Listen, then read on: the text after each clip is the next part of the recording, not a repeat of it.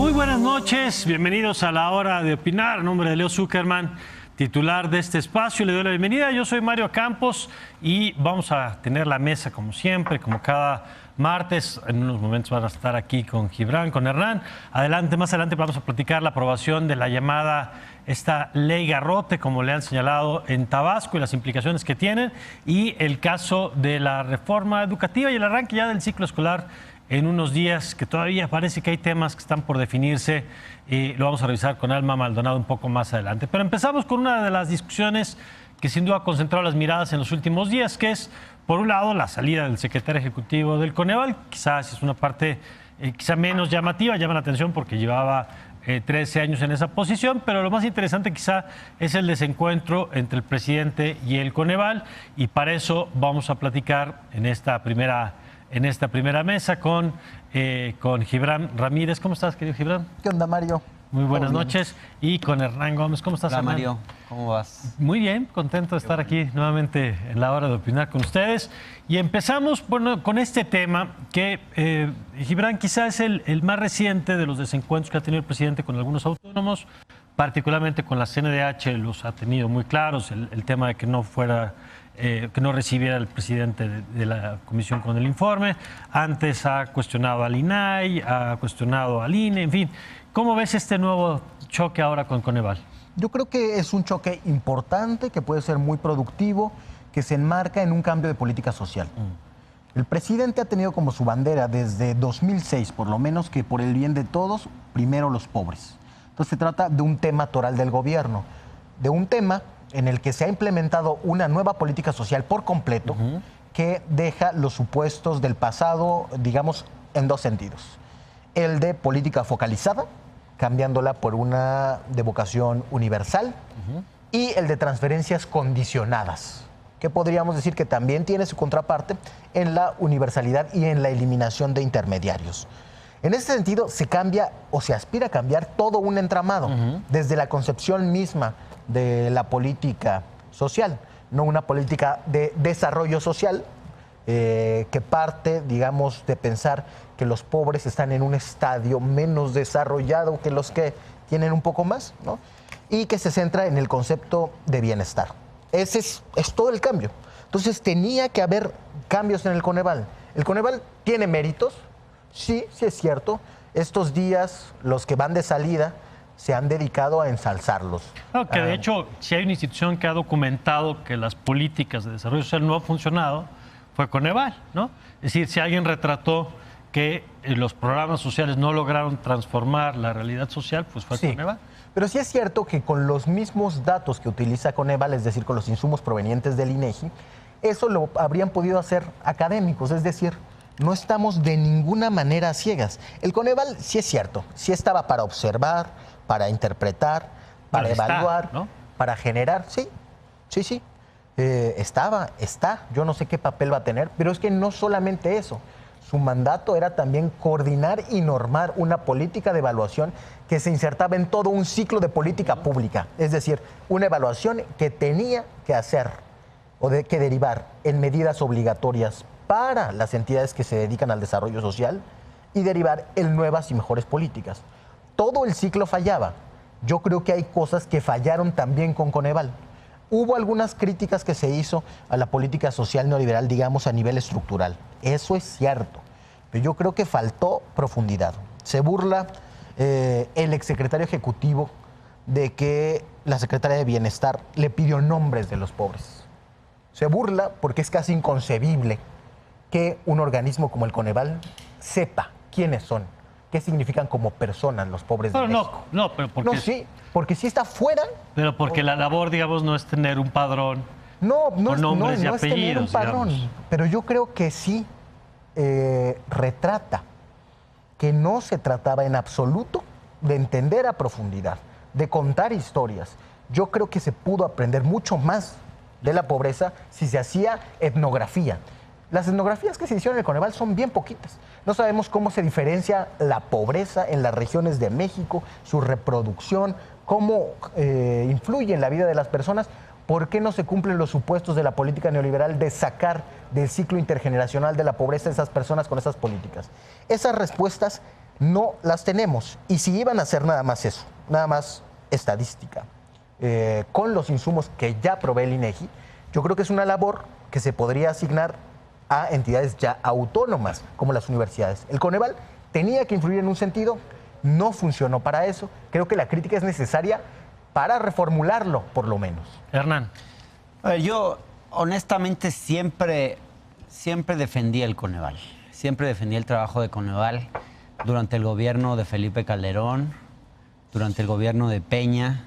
Me parece que el Coneval dio batallas importantes. Se peleó incluso con esos gobiernos. Y creo que sin duda la medición de pobreza es perfectible. Yo creo que incluso puede decirse que el Coneval pecaba de cierta visión burocrática, tecnocrática, en la concepción, en la forma de medir la pobreza. Hay que decir también que el Coneval no solamente mide la pobreza, hace algo para mí quizás más importante, porque ahora están diciendo, no, pero es que el Coneval... No, a ver, el conteo de la pobreza lo ha hecho siempre INEGI. Lo que hacía el Coneval era medición a partir de datos de INEGI. Trabaja con datos de INEGI. Todavía existe. Y funciona igual. Hasta ahora no se le ha cambiado nada. Pero hace algo también muy importante, que es la evaluación de políticas públicas. Programas, sí. Y yo he leído evaluaciones muy buenas, la verdad, de muchos programas que han colocado temas muy importantes. Y me parece que hay que evitar poner la discusión de los llamados organismos autónomos o semiautónomos, porque en realidad el Coneval no es un organismo autónomo, porque tiene autonomía constitucional, que fue un despropósito dársela, pero no se consolidó porque en la legislación nunca se legisló eso. Entonces está una cosa rara. La autonomía constitucional es posterior a su diseño. Originalmente no era así. Carlos Bravo. Esto fue... Hola, Carlos, ¿cómo estás? Esto fue una reforma. Dicen que llegó de repente. Que si en su cena hoy de pronto escucha una voz, voltea y es Carlos Bravo, que como ven se apareció aquí entre nosotros. Bienvenido, Carlos. El verano. Pero nada más que decir, porque esto es importante, sí. ¿no? Esta autonomía se le dio en 2014. Lo que quiero decir es que, honestamente, yo siempre defendí la labor de Coneval, a pesar de que tenía críticas a la institución y creo que el trabajo era perfectible, pero me parece que de los organismos es de los mejores. O sea, yo sí, cuando pensaba en buenos ejemplos de organismos autónomos o semiautónomos, sí pensaba en el Coneval, pensaba en INEGI, pensaba en el Banco de México, a pesar de que creo que podría tener un mandato más amplio, etcétera. Pero como de organismos serios que cumplen un papel importante, sí pensaba y pienso en el Coneval. Yeah. Y creo que además, Gonzalo Hernández Licona, creo que ha hecho un buen trabajo, digamos. Esto de que haya estado 13 años, pues no es porque era el Fidel Velázquez de la pobretología en México, es porque tampoco se legisló para darle para definir su término. O sea, Coneval siempre ha estado en un limbo. Pero yo sí creo que Coneval ha hecho un buen trabajo. Y yo no cambiaría mi postura porque el presidente en la misa de las 7:30 dijo algo que creo que ahorita podemos hablar de cómo se dio la discusión. Yo creo que se personalizó innecesariamente. Pasó un poco lo que pasó con Ursúa, que en vez de escuchar la crítica y reflexionar sobre ella, matamos a la persona. Y el propio Gonzalo creo que también contribuyó a eso, porque él también contribuyó a personalizar la discusión. Carlos. Mira, yo creo que con el caso Coneval estamos viendo una vez más una dinámica que ya se ha vuelto costumbre con este gobierno, que es, por un lado, el presidente un día sale pues con un capricho, con un ataque, y realmente sin un diagnóstico. Yo en esto estoy, creo que estamos de acuerdo, Hernán y yo creo que no hay un diagnóstico realmente puntual, serio, sustentado, sobre por qué habría que reformar o habría que desaparecer al Coneval. Creo que es como la ocurrencia semanal del presidente, y ya sobre la marcha, pues sus adeptos tratan de encontrarle de alguna manera como una justificación o de darle una pátina de alguna manera de argumentos que en realidad el propio presidente no presenta porque no los tiene. Yo creo que es muy importante entender en qué consiste el trabajo de la evaluación de la política pública y sobre todo el trabajo de una instancia que se dedica a evaluar la política social y también a coordinar la política de evaluación. O sea, el evaluador no es responsable de la política que está evaluando. No podemos echarle la culpa a Coneval de que haya tanta pobreza en México. De hecho, sabemos que hay tanta pobreza en México y sabemos cómo ha ido evolucionando la pobreza. Y no nada más la pobreza así en genérico en términos de un número. una de las grandes contribuciones de Coneval fue construir el índice de medición multidimensional de la pobreza, que incluye, digamos, métodos mixtos, cuantitativos, cualitativos, entrevistas a profundidad, realmente un intento no solamente por contar, sino por entender la experiencia de las carencias, de la falta de acceso efectivo a los derechos. Entonces, creo que es muy importante entender en ese sentido cuál es la labor del evaluador. Creer que el gobierno puede o debe evaluarse a sí mismo es como creer que hay que dejar que los estudiantes califiquen sus propios exámenes o trabajos. Hay un obvio, evidente conflicto de interés. No es verdad que la multiplicación de órganos autónomos sea una anomalía mexicana. En todo el mundo ha ocurrido. Es parte de una nueva tendencia en el Estado regulador y, de hecho, en muchos sentidos, depende del diseño de esas autonomías, que sea o no sea, digamos, que responda o no responda a la lógica neoliberal. En el caso de Coneval hay un montón de vinculación con sociedad civil. El Congreso ha participado en el diseño, en los nombramientos. O sea, no es verdad que sea un órgano completamente aislado del proceso político y de la sociedad. Al contrario, se ha construido de una manera el Coneval, donde el Coneval está muy cerca de actores políticos, de sociedad civil, sí, y sus propias evaluaciones, y esto está documentado. Hay varios libros en el Colegio de México, digamos, muy bien investigados sobre cómo Coneval ha logrado tener éxitos muy importantes, por ejemplo, en términos de revelar cuán regresivo era un programa que en su momento fue muy importante, que se llamaba Procampo, en detectar todas las irregularidades o el mal diseño de la cruzada contra el hambre de Rosario Robles, en ver los impactos y también las insuficiencias de programas como Prospera. Entonces, a mí lo que me parece es que aquí... Y hay un know-how acumulado. Claro, que la memoria institucional es patrimonio del Estado mexicano. No es un grupo de tecnócratas ahí, sí, digamos, montados. Y a lo que quiero llegar es, a mí me parece muy importante recordar, y por eso interrumpía a Hernán un segundo, que Coneval originalmente era un órgano desconcentrado de la Secretaría de Desarrollo Social. Y en ese sentido se creó por presiones de grupos de izquierda que, por un lado, querían tener datos confiables, independientes, solventes técnicamente sobre la evolución de la pobreza. Y número dos, contar también con ese tipo de evaluación para evitar un uso clientelar de la política social. Y no puedo evitar pensar que esta ofensiva contra Coneval está inspirada, al menos en parte, como por un miedo a que se evalúen las políticas sociales de este gobierno, que la verdad ha dejado mucho que desear en términos de su solvencia técnica para diseñar y para implementar estos programas. Esa es una de las preguntas que planteaba también Gibran al principio. Es decir, en este cambio de la política social, ¿quién nos va a decir si el cambio del modelo de estancias infantiles, de darle a las estancias, a dar estos vouchers, digamos, o este modelo, tiene un impacto positivo o negativo? O el tema de los albergues o mujeres víctimas de la violencia, o el tema de los jóvenes construyendo el futuro, ¿no? Es una de las grandes preguntas. Es decir, ¿cómo vamos a saber si la política actual del gobierno, que sí es diferente, es buena o mala, y quién va a hacer esa tarea, Gibran? Sí, la verdad es que los datos, los mismos insumos estadísticos van a seguir ahí. Usted decía, cualquier grupo académico que se dedique. Pero ese solo para la medición de pobreza, digamos, sí, no necesariamente para la medición de los programas sociales. Sí, hay una parte de evaluación de la política, pero la mayoría se hace con construcción de indicadores que vienen de esos mismos insumos estadísticos. O sea, no estaríamos de ninguna manera a ciegas. Ahora, sí me parece que todo este debate se detona por un alarido elitista, que es, cambia la cabeza del Coneval, entra un economista, digamos, que no pertenecía a los mismos círculos académicos de siempre, y la primera crítica, que es un reflejo, es no tiene las credenciales. Pero es que lo acababan de nombrar, no habían visto ni el currículo, y a partir de ahí se vino una narrativa, aquí lo dijo Salomón Chertorivsky, de desmantelamiento del Coneval. Bueno, hay un dato nada más que sí es importante que pongo ahí, que es el tema del presupuesto, que hoy hay un recorte importante. Es decir, eso está, un tema es el cambio, claro, el otro es el presupuesto y el otro la estructura, digamos, ¿no? Sí, el presupuesto. Yo creo que no es congruente medir la pobreza a todo lujo. Y ahí me parecen muy elocuentes los documentos que presentó el presidente de la República, con una estructura burocrática del Coneval absolutamente excedida, la mayoría bajo las figuras de direcciones generales adjuntas, lo que permite una asignación discrecional de las plazas. Es decir, sí así había muchas cosas que limpiar ahí. Ahora, a mí no me parece tan de sentido común, como dice Carlos, que la política social tenga que evaluarla otro que el que es el responsable de esa política social, que es el gobierno. Tan es así que el Coneval, como órgano constitucional autónomo, es único en su tipo.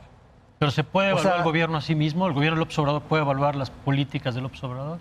Generalmente los gobiernos hacen esa labor.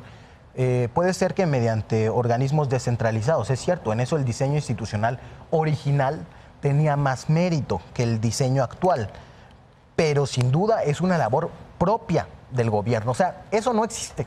Y cuando hay desconfianza en cómo se evalúa el gobierno, sus propias políticas públicas, se suele recurrir a organismos internacionales o a comités de académicos. Hay otras instancias que en el Estado mexicano podrían hacer esto. Yo creo que sí hay que considerar el periodo en el que estamos. Sí. Hay una reforma de la política social toda. Se trata de proponer una nueva política social. ¿Y qué hay que evaluar? No de ir parchando, modificando poco a poco.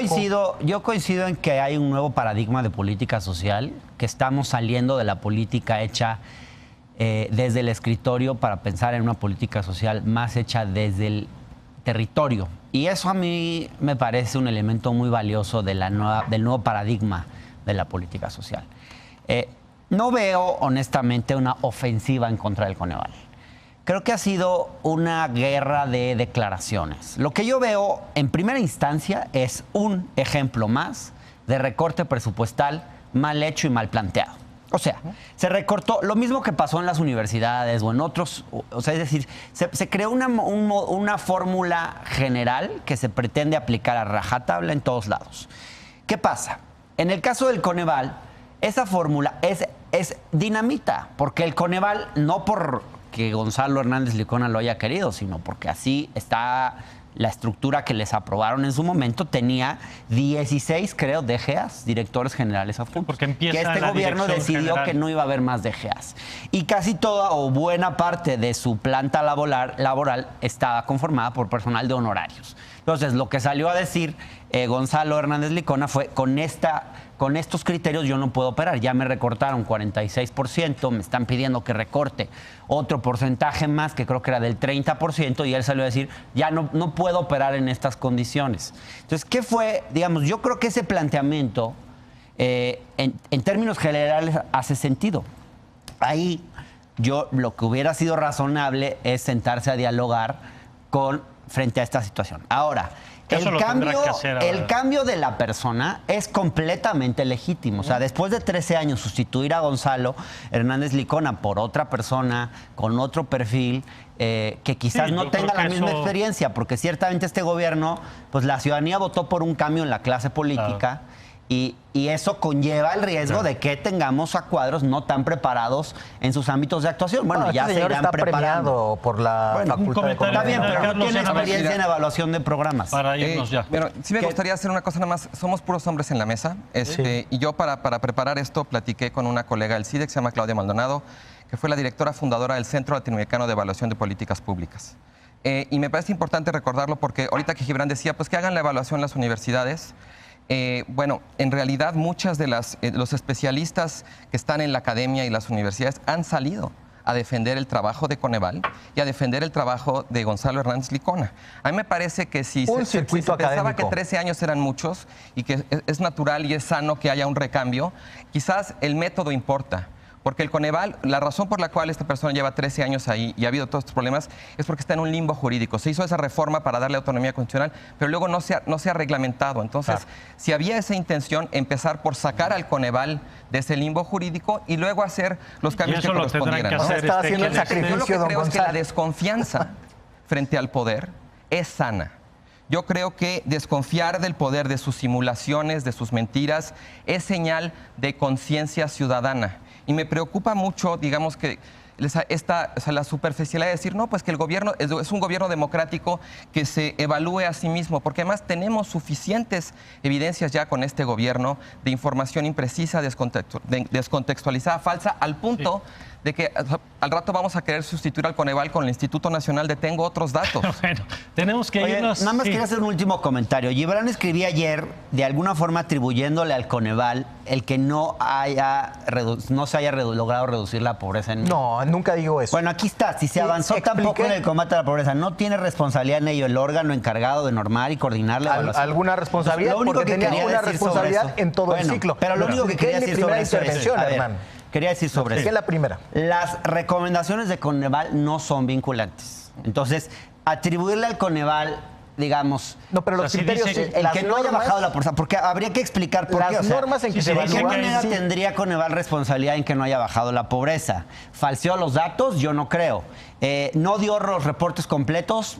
Pues no sé, no tengo evidencia de eso, pero creo que no hay que culpar a Coneval de lo que Coneval no es culpable. O sea, Coneval emite sus reportes y es facultad de una autoridad. Ya si lo retoman. Si no, lo retoman. no es un reporte que se tire al aire. Para eso puede ser acá pero en no, una quien está en tirando una todo mesa eso al aire o es este gente, gobierno. Pero no es o culpa gente de en la hora de No es culpa opinar. de Coneval. Pues no, tenía Yo que creo que Coneval insertarlo es en una el ciclo de la institución, política ha sido una pública. Por eso institución seria. tenía como responsabilidad normar esos criterios también de las dependencias, que es lo que cito ahí.